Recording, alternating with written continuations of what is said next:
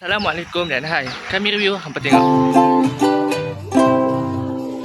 Untuk video kali ni, saya nak pergi tengok movie Papa Zola The Movie.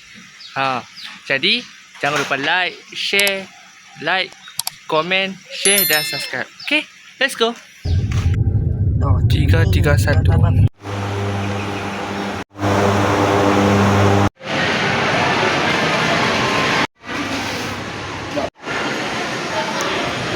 Let's go.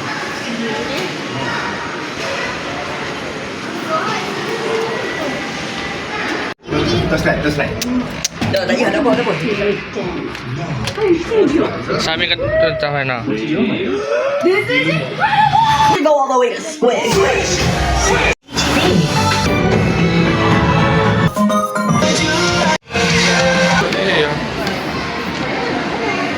Bila dah settle tengok Papa Zola, nak cakap kat sini cerita Papa Zola terbaik, best perjuangan ayah.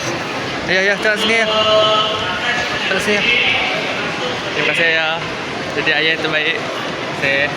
Okay, kita dah settle tengok cerita Papa Zola tadi. Kita nak cerita sikit cerita Papa Zola tu macam mana. Kisah dia seorang bapa yang sangat berkorban untuk anak-anaknya. Sanggup buat kerja 2-3 anak dia.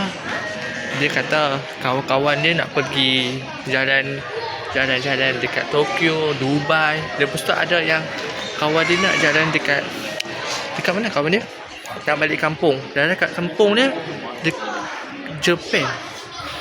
Saya terkejut waktu tu. Lepas tu yang dia tu siapa? PP tu dia tak dapat problem macam-macam jalan tu. Tapi PP tu dia dapat bapa yang sangat berkorban untuk dia. Watak dekat situ saya paling suka climax. Zombie saya suka juga.